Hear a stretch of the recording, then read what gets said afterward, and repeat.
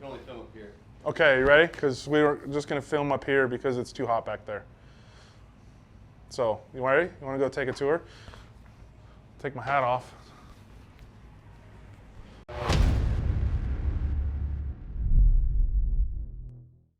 The AC's on, but it's still 84 up here. Imagine what it is back here. Hot. It's summertime, which is why the mullet's gone. Maybe we'll grow another one, maybe we won't. But for the interesting stuff, let's go talk about what's in the shop. We'll start with my truck.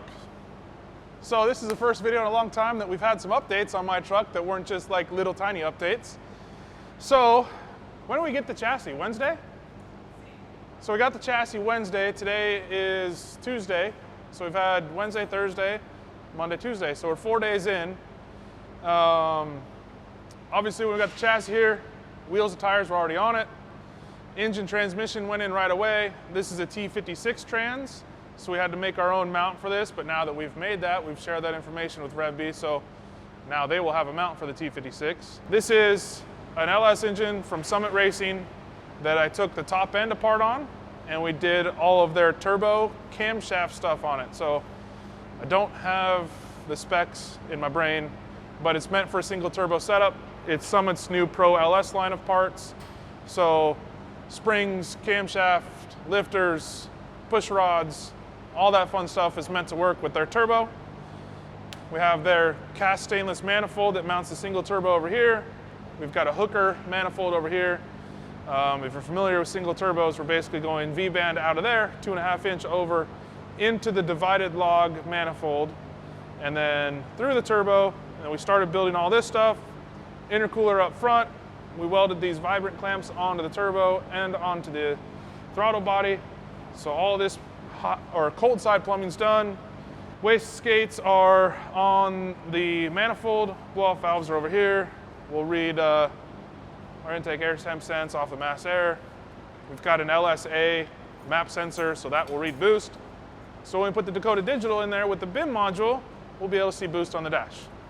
Other than that, Hart Fab tubs are in. Bare brakes remaster. We're doing manual brakes on my truck because I'm a man. Sorry. Customers. Doing manual brakes, just keeps it real clean up here. We have the clutch reservoir. This is from American Powertrain where we got the transmission. We have Eddie Motorsports pulley setup. And the reason we went that is not only does it look cool and perform good, but it also clears our turbo, just barely. What else? Power steering lines are done. Shifters in. The fun part about this is all these fun turbo noises are going to come right out the hood. So screw the exhaust on my truck. We're going 4-inch out of the turbo, straight out the hood. So we'll have the 4-inch main exit, and then we'll have 1 7/8 tubing out of both wastegates. So like I said, it's divided log setup. So it actually divides the passenger side and driver's side exhaust waves, pulses, whatever you want to call them, before they go into the turbo. So it's actually a pretty neat manifold, and it's not very expensive. You should look it up. It's kind of cool. Radiator is getting mounted. Intercooler is getting mounted. Got some hood hinges from Switch. As soon as we get done with a lot of this stuff under here, we're going to pull the tubs out, set the hood on, get these tacked in place, and then cut our hole for the exhaust. So let's go back. We'll give you a quick little sneak peek on the RevB chassis. Quite a bit different than a lot of the other chassis that are out there, being that it has a triangulated 4-link. So no Watts link in the back, no panhard bar, nothing like that. Nice long links so we don't get a lot of plunge. And then the bags are right on the arm, a little over 50-50 ratio. So I think this thing gets like 11, 12 inches of lift with the 24-15s. So getting these things off with the bed on is going to be possible.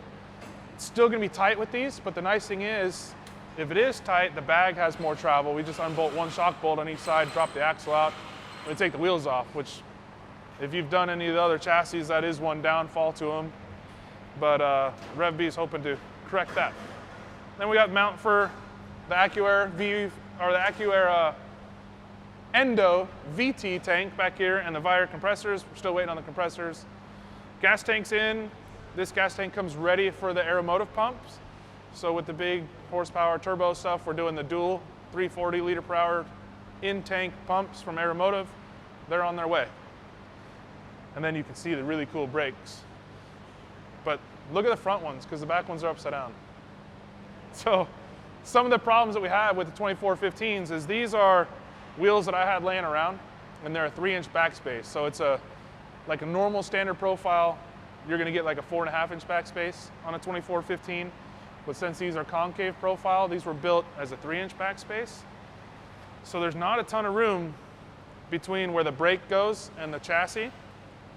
So Bear helped us out, and we actually rotated the caliper down to the bottom of the axle. So if you're running any other wheel setup in the world, you'll be just fine. If you are running 2415s or something like a 15-inch wide with a 3-inch backspace, we've already come up with a fix. But now we need to have Bear flip the logo so that it's right side up. And it's really cool because we have a great relationship with Rick and the guys over at Bear, so they're doing that for me. So anyway, let's talk about this a lot. Let's go move to something else. So we have Chris Kratus's 59 GMC fleet side, which you can't tell because we don't have the bed on it yet. But we've got this cab mounted to the chassis. We've got all the air management stuff in the back. Engine and transmission are in it. Firewall's done. Rust repair's done. Hart Fab inner fenders are in.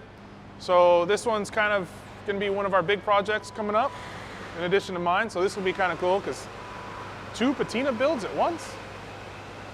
Moving on. A Bronco for Nick is moving along. Radiator, AC condenser mounted. We make a panel under the hood for the ECU cover. So again, we're trying to not do any paint work on this truck. So we widened that, we showed you that in the last video. So this panel will hide some of that, and we'll powder coat this like a texture black. So that'll match kind of with the valve covers and the intake manifold. And then we'll have another one over here for the air intake. So all this stuff will kind of look like this. Try to get it all to match under the hood. Inner fenders are all done. We made bolt-in panels for these to kind of take up that gap in the body lift and clean everything up. So those will be powder coated the same color, textured black. The reason we do the 3-inch body lift on these Broncos, it kind of kills a lot of birds with one stone. It gives you room under the hood to run this cover. And I think all the Bronco guys like this because it says it's a Gen 3 basically. So it gives you room between the engine and the hood to actually use that factory cover. Plus it gives us a little more tire clearance here. Like this was really close, so I'm glad he's never drove it. And then it also gives us room to run that exhaust between the frame and the body, tuck it up there nicely, and get it out the back where you don't see a ton of it. So as you can see on this Bronco over here, which we won't spend too much time on because it basically looks the same as the last video. We're just waiting on Pio to finish the tailgate latch kit. But you can see in this one, we did kind of the same thing. So we have the ECU cover, we have that factory plastic engine cover, and we have the air box. So this one will paint these pieces so they tie in really good, but since that truck's already painted, we're just gonna powder coat these pieces in the intake so that it all kind of plays together on that one. Nothing really to say about this one other than we're just waiting on Pio to finish up the tailgate latch kit. And once we get those, they'll be available for Bronco guys, if any of you are watching this channel, mostly C10 guys. But let's move on to Todd's K5 Blazer. Roadster Shop chassis. This is their RS4 chassis. So Fox coilovers, all 4 corners. We have Innovate wheels. These are 18s. We've got 34-inch tall tires. And we have the same Bear brakes that we normally use, caliper-wise, but it's a little bit smaller rotor. But that's what they make for these. Matches well with the front. Supercharger coolant pump. So this one is a supercharged Don Hardy with the big 2.9 Whipple. So we have to run a pump for that. So we hide that behind the bumper. That'll pump water from a reservoir through a cooler, through the engine, supercharger, and then back to the reservoir. And then we've also got our ABS power brakes. This is the electric over hydraulic pump. This is what gives us our power to our power brakes. We run that nice master cylinder on the firewall. That's available on our website. So everybody asks about them, we put them on the website. So if you're looking for the ABS stuff, you can find it on our website. So this is a little Duraley transcooler that we use. And this thing will get mounted with the fans up right behind the bumper, so we'll have good airflow right there. We sell an aluminum mount for it that actually is going to work out perfect here. Normally we mount them on the sides of the frame rails, but this being a K5 Blazer, it has the big, huge inner rockers because this is a full roof Blazer. So no room on the side of the frame. This will go up here. It'll actually get more airflow probably up front.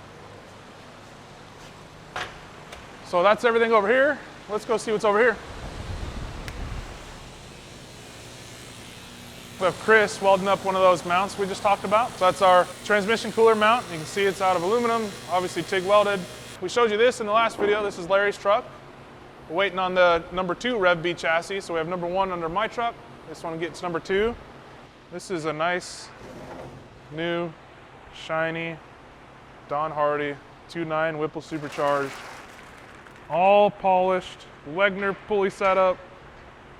Makes right around 900 horse. So this bad boy is going in that guy.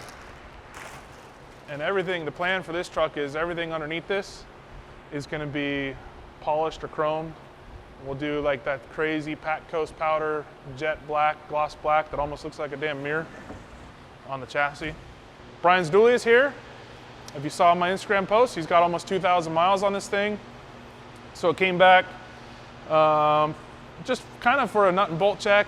He keeps breaking bolts on the valve covers, which I'm not a Cummins guy, but this thing runs like a damn tractor, so it shakes like crazy and it breaks the valve cover bolts. So we replaced those and charged up the AC because I don't think we ever did that. And other than that, you can look for this one at the C10 Slowdown, which is a week from this week. So it's Tuesday, we gotta go to Saturday, and then the next Saturday is the Slowdown. And we'll be there, right next to Grinder TV. So look for the Grinder TV booth, and then we'll be right next door. We'll have this truck, and we'll have Shannon's 65, and Chris's, same thing, I guess, 65. The tan and white, and the blue and white, 64 to 66 trucks. If anybody wants some really comfy seats, maybe to put in their Econoline van, these are for sale for $1,000. So it's screaming deal. This is like velour. This is the real thing. So $1,000, anybody wants them. Look at that. Look at how much the cab and the bed move. Ready? That, folks, is why you do a full chassis and not just bolt-on kits like that. Look at the flex. That's just like that's hit because the chassis. These things were designed to flex. You go welding stuff to them, it's just gonna break. And then Brian behind the camera just helped me go and grab Derek Baumgartner's 57 from tuning. Interior's done, tuning's done. Basically everything's done on this truck with the exception of the bed. But drove this for the first time today. Did good. I'm gonna mess with the ride height a little bit. This is ride height right now. It's a little bit higher than I like. Brakes felt good. It's a GM 525 LS3, so obviously power is good. It's hotter than heck in Arizona right now, so it's like the worst time to drive them, but the best time to make sure that everything's working right. So do have a small AC leak that we were like, oh, we're gonna find this. It's gonna be a pain in the butt. Came right here and you can see it leaking out of the hose. So easy fix there. We'll get that charged up. We added some of these Eddy Motorsports accent washers where we could under the hood, and then we used them in the bed. Yeah, look for a wrap-up video on this one soon. I'm gonna put probably 300 or 400 miles on it, and then we'll pull the crash wrap off and we'll get it all cleaned up and we'll do a wrap-up video in less than a month, I would say. You can go take some B-roll at Frank's and I can tell you what's over there. John Vaughn's truck's over there. It's almost painted. I think they painted the bed, so I think the only thing left to do is cut and buff. Got Manny's truck's over there, and then Marlon's truck's over there, just starting to get worked on. That's that 55, that one's gonna be black. But thanks for watching as always. Leave a comment. See you at the Slowdown. Subscribe to the channel. We were actually down on subscribers the last 30 days. I don't know what that means because the number went up, but the numbers went down. I don't know how YouTube works. But if you can subscribe, that'd be cool. See you later. I'm not moving this time. You're gonna have to move.